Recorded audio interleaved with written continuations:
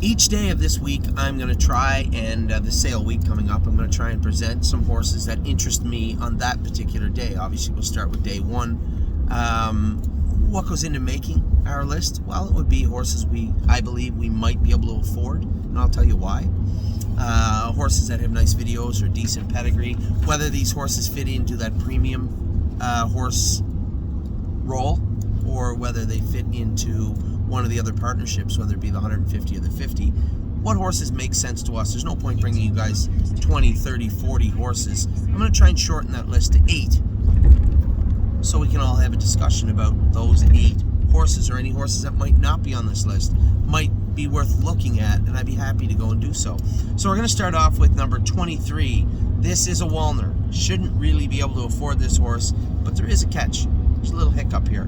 This horse is an embryo transfer horse, and there are some people, some of them even in the front seat of this truck right now, that don't like embryo transfer horses.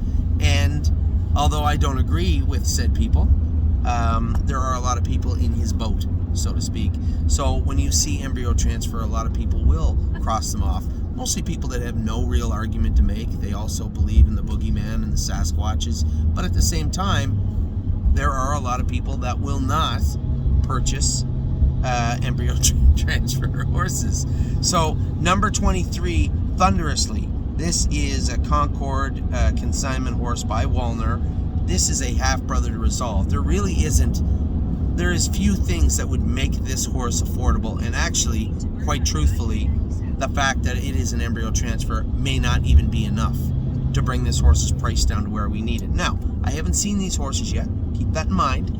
Still have to see them, still have to look at them, and still have to make final decisions on them. But assuming all things being equal, that this is a good-looking horse, number 23 we really shouldn't be able to afford, but you never know when it comes to the embryo transfer angle, how many people are simply going to turn the page. So 23 is a horse we're going to watch and keep an eye on as we go into the Harrisburg sale. Oh, very nice, Steve. 23, I like it. Stable 23. Might be an omen. You might have to break your rules about. You might have to break your embryo rules. It's possible. Number 26, a international money. I will make this prediction for the Harrisburg sale. We will buy no less than 1, if not 2, international money horses down here. I love this breed. We only have 1, but I bid on a number of them in Lexington. Very good-looking horses. I don't know a ton about international money, but I'm going to judge them on how their horses look, how the pedigrees look. Number 26. This is Amsterdam Hanover. This is a Pennsylvania eligible filly born February 4th. Now, Anoka Hanover's sister, this is a day one horse. We shouldn't be able to afford this horse. But international money, and you can't really blame them. People hung back off the tactical landings because they were first croppers, and so is international money. So are we going to find value in some of these international monies? Very likely we will, and this would be a great place to start. Number 26, Amsterdam Hanover, obviously selling on day one.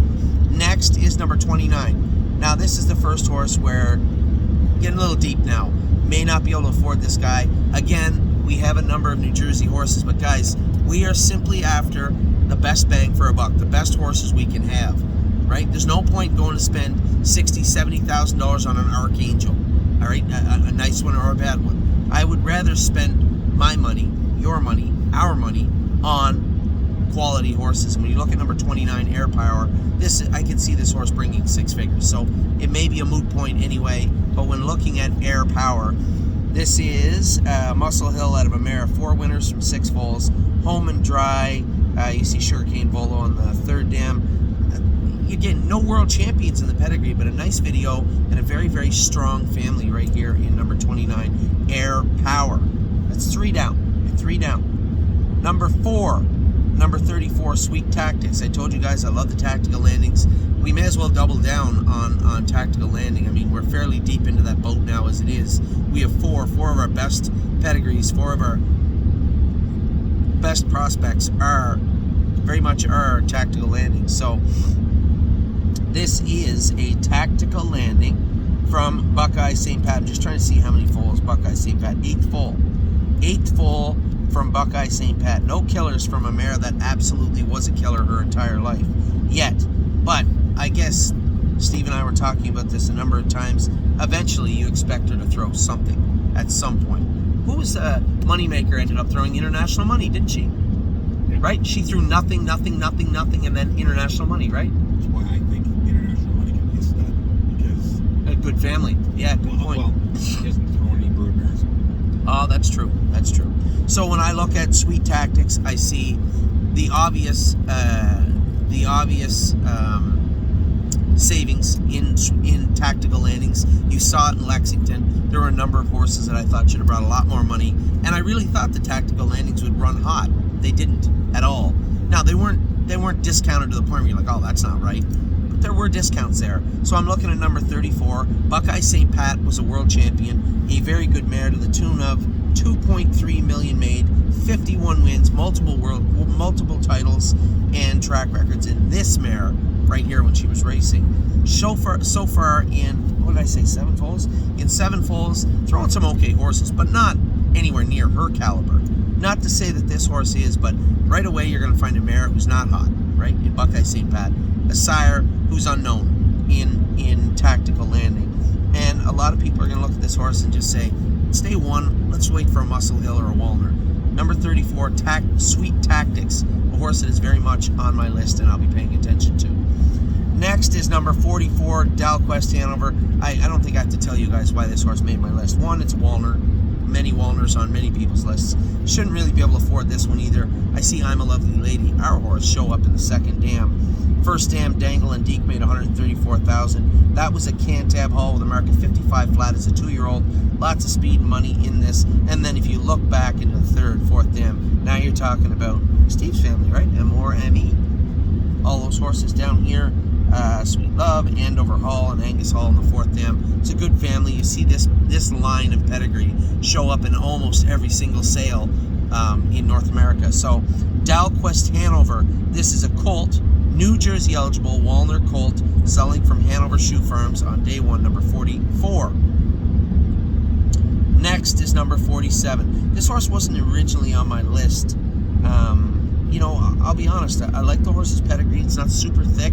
But when I look at this horse, Uli Blue Chip, U-L-I Blue Chip, this is a Father Patrick. Now, the Father Patrick surprised me with how strong they sold at Lexington. Will they do that again? Will that speed carry into Harrisburg? No one knows. But I'm going to watch Uli Blue Chip number 47. This is a first foal from a Broadway Hall mare. What? I know you're going to say something contradictory. Yes, you are. You're going to wait till I'm done my video and then you're going to drop something on me. I know what you're like. No, he wasn't. Yes, he was. International Money was just in. It's just in. International Money. By the way, an embryo transfer foal himself. How much did he make? 874. Just 870. The poor bugger. He only made 874. So he himself was an embryo transfer. How good he would have been if he had been a real. Maybe I shouldn't have said that in this video because we've always talked about how people believe they just aren't fast, they aren't good, but there's so few of them. It's so hard to make it. But there's a great example. International Money was an embryo transfer. So Father Patrick colt in the Uli Blue Chip. I like this horse's video. I like the way this horse moves. Now I want to see him up close. First foal from a Broadway Hall mare. What's your take on the Broadway Hall mare, Steve? Too soon?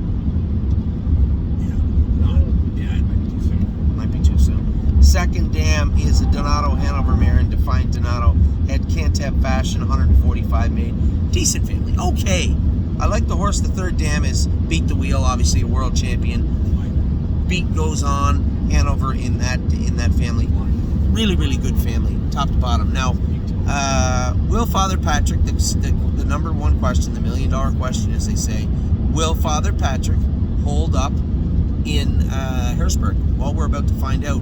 And I think number 47, Uli Blue Chip, is a horse that will help all of us see that very soon. Number 86, a horse I really like, actually. This is a Muscle Hill also.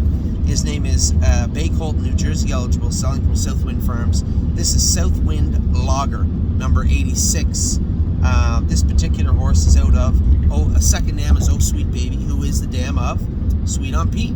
So that caught my eye right away. I looked at the video of the horse, beautiful video.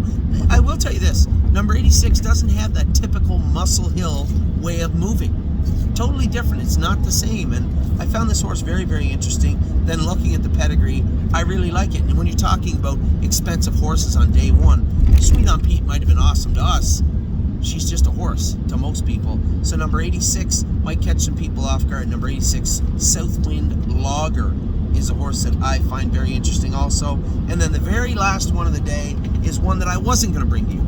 Wasn't going to bring it up because it was obvious to begin with, but secondly because I thought that this filly could be a six-figure filly. Then I looked closer. Now, this is a full sister to Bomb Hugger, number 135. Now, this is a June 6th filly, undoubtedly small because Bomb Hugger was small. I am going to look at her and I'll confirm that tomorrow. Probably a small filly. Assuming she is, again, if you weren't in the New York circuit or followed us on Facebook, you may not know who Bomb Hugger was. 106,000 American 57 as a 2-year-old seems okay. Not anything to really, get too excited about if you're talking about, world stage money. But at the same time, she was a good filly. So again, you're looking at a June 6th filly selling third last on day one. And if she is as small as she could be, as we believe she might be, in comparison to Bomb Hugger, then at the same token, she may not be that six-figure filly. She may slide quite a bit down the list. Again, you're looking at a small New York and New Jersey Development Fund filly, a June foal, decent family, but enough to move the needle? I don't know. Maybe, maybe not. It wouldn't surprise me if she brought 110, but I'll tell you this much. It wouldn't shock me if she brought 40 or 50 also. So number 135, 5-fish species. That is maybe the worst name I've ever heard of a horse in my life. But who knows? We'll see what 5-fish species goes for on day number 1 in Harrisburg. So that's just a quick rundown of what we're looking at. When I get to Harrisburg with Steve and we look at all the day 1 horses, day 2 horses, a lot of these lists are going to change. But for right now, day number 1, I have 8 horses that I'm targeting for the most part, that I'm looking at potentially bidding on and maybe buying heading into the last sale of the year. So that's where we're at. I still have all my videos to do. I thought I'd start with that video fresh and move on. But for right now, 8 horses on this list, and there are a number of ones I didn't put on this list. I thought they might be a little higher. Who knows? We'll see. Take care.